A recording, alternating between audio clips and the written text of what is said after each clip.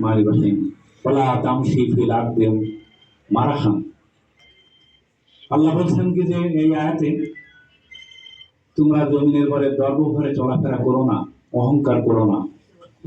তোমরা অহংকার করো না, গর্ব ভরে চলো না, কারণ তুমি ইচ্ছা করলেই তোমরা পারবে না জমিন ফুরিয়ে নিচে যেতে এবং আসমানের মতো সুউচ্চ পাহাড় সমতুল্য হয়ে প্রতিষ্ঠিত হতে। এই ক্ষমতা আল্লাহ রাব্বুল আলামিন দেয়নি।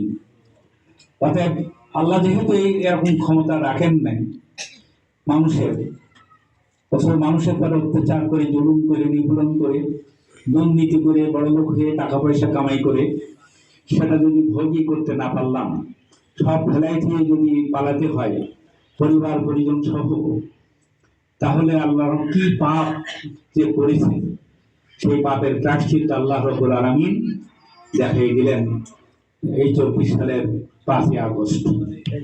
আমরা কেউ কি ধারণা করেছিলাম এইভাবে এই স্বৈরাচারের পতন ঘটবে? সম্মানিত ভাইরা, বাংলাদেশ জামাত ইসলামীর এই প্রিয় মাতৃভূমি বাংলাদেশে এইভাবেই আন্দোলন করে আসছে। শত অত্যাচার, শত নিপীড়ন, শত জেল জুলুম জরিমানার মধ্য দিয়েও কাজ একদিনের জন্য বন্ধ হয়নি। একদিনের জন্য জামাত ইসলামের কাজ বন্ধ ছিল না। আমরা সংগঠনে করেছি, করতে গিয়ে অনেক হোঁচট খেয়েছি, অনেক জেল খেটেছি, অনেক জরিমানা দিয়েছি, বাড়ি ঘর ছাড়তে পেরেছে, চাকরি বাকরি, এবং অনেক হিংসার শিকারে পরিণত হতে হয়েছে। পুলিশগুলোই ছিল। আমরা গত 28শে অক্টোবর আমাদের ঢাকায় ছিল মহাসমাবেশ, বিএনপি জামাতের মহাসমাবেশ ছিল। আপনারা অনেকেই গেলেন না? আমরা গেছিলাম। এই মহাসমাবেশের দুদিন আগে গেছিলাম ঢাকায়। ঢাকা নগরী রাত্রে ঘুরে ঘুরে দেখলাম যে সেখানে মানুষের ঢল নেমেছে বিএনপি এবং জামাতের।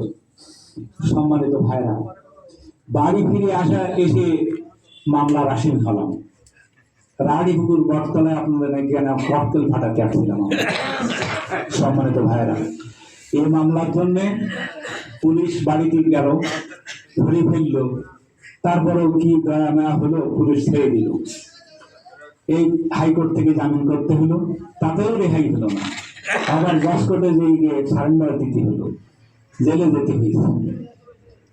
তো সম্মানিত ভাইরা, এইভাবে অত্যাচার, জুলুম, নির্যাতনের পরে নির্যাতন চলেছে।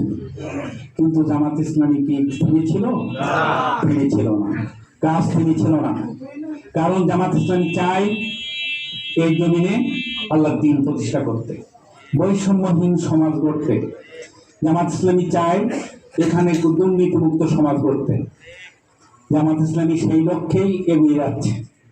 জামাত ইসলামী ওই ভিজিএফ কার্ড নিয়ে শাসরামো করে না, কাড়াকাড়ি করে না, মারামারি করে না, এর হানাহানি করে না, নিজেদের ভিতরে রাগারাগি করে না।